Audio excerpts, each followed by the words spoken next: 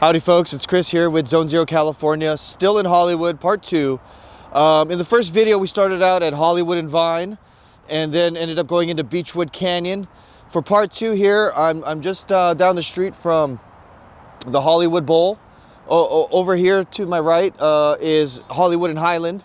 Again, very iconic place. I'm going to these hopefully recognizable or well-known places just to establish a visual representation here of where California considers very high fire hazard severity zones. And I am smack dab in the middle of it. Well, maybe not in the middle, but certainly in the zone, in the red zone. Now, I'm doing this to help give a visual understanding of where these zones are. So now I am north of Hollywood Boulevard, maybe a mile north, we'll say.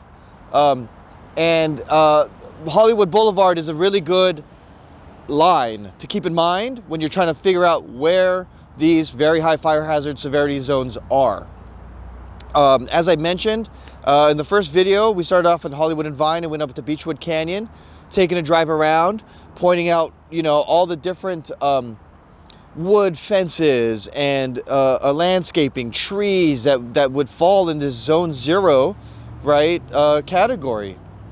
Again, what is Zone Zero? It's the 0 to 5 feet around any structure, home, or property, and it needs to now comply with new regulations regarding the building materials and the defensible space. And so essentially the 0 to 5 feet not only needs to be obviously cleared of any combustible material, can't store your firewood, can't store gasoline. If you have dry leaves accumulating, that needs to obviously be addressed consistently and immediately. But it refers to the landscaping itself. You can no longer have combustible plants in the 0 to 5 feet, right? And as we saw in Beechwood Canyon, there's a lot of palm trees that are practically touching the building, right? What else? It refers to old wood fence and gates. So many wood fences and gates may start at the sidewalk outside of Zone Zero, but they go right up to the structure, right? Or between two properties, you have where there's not a lot of space between the two properties. You basically have a driveway on one side and then a small, perhaps walkway on the other. There's a wood fence going down the middle of them, right? And then sometimes that wood fence takes a turn, and there's a wood gate that's touching right next to the side of the building. So the scale of the challenge here is so huge. That's why I'm doing these videos. It's about raising awareness. People aren't quite yet aware of Zone Zero. Many are, but many more aren't, all right? It's because the regulations have yet to be formalized. They're still being drafted. They have not yet been published. It is the law of the land, however, right? And it has been the law of the land, I believe, since 2022. But certainly after the fires that devastated Southern California last year in 2025, there was some renewed focus on it and a lot more urgency to get these things done, as you might say. Now, of course, the insurance companies have been stepping in as the de facto regulators and enforcers of this, right? Countless people haven't been able to get their insurance renewed, been denied for coverage, right? Unless they address these issues. But I also want to point out that it's not just the plants, it's not just the fences and the gates. What about your siding? What about your decks? What about your roof, right? That is literally Zone Zero, right? It's the 0 to 5 feet. So at 0 feet, that is the outside of the structure itself, the outside of your home. What kind of siding? What kind of roofing? And again, the danger is from the ember storms, right? When these giant fires happen miles away, they create these storms of ember that, of course, travel and drift and land. And that's when they start landing on firewood or other combustible materials, that's how the fire spreads. You combine that with the high winds, the maximum capacity of any given fire department to begin with, and then you get to the devastation that we saw last year. So once again, I don't want to talk too much politics on this channel, on this podcast. But I invite you guys to please, if you want to share your experience and you need to get things off your chest, you can do so in the comments. I've also started a school community. You can join for free. I'm going to use it to sort of concentrate all different resources and links there, and of course invite more community discussion. And we'll try to you know, tackle this thing together. But my name's Chris. Listen, if you have any more questions, concerns, want more information, you can also go to zonezero.com, and you can also get in touch with a local contractor in your area.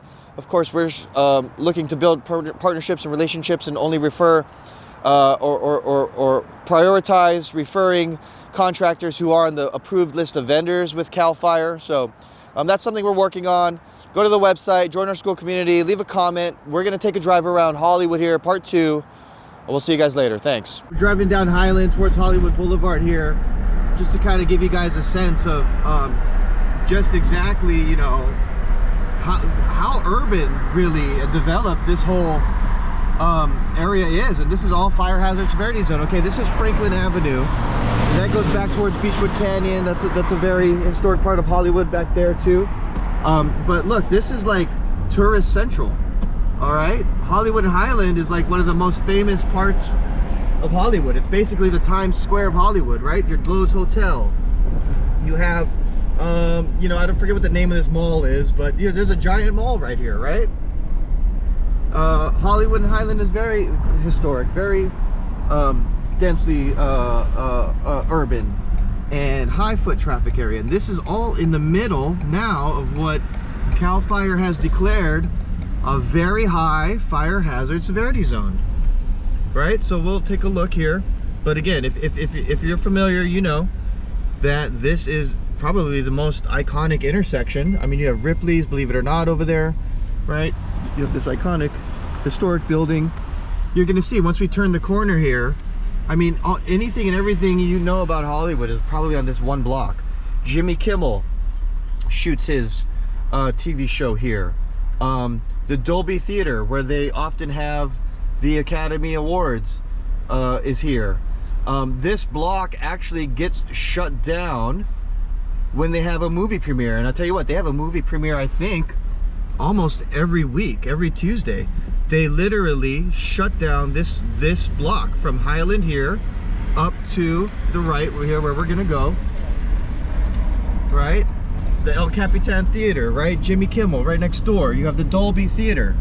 You have the Hard Rock Cafe. This is where they have the movie premieres, because I think they'll do it in the Dolby Theater here, or at the other famous theater on this block, the Chinese Theater. That's all right here. You can see Jimmy Kimmel, right? El Capitan. You got your Grumman's Chinese over here. I mean, this is as iconic as it gets when it comes to Hollywood, right? And now this has all been declared a very high fire hazard severity zone. That is the most highly dangerous area according to CAL FIRE. Roosevelt Hotel. Iconic, right? The next building we're coming up to, our street, is La Brea. We're gonna turn up La Brea and head towards a little bit of the foothills here. I wouldn't necessarily call it Hollywood Hills, but it's certainly at the foothills. The Magic Castle is in this area. Just so much iconic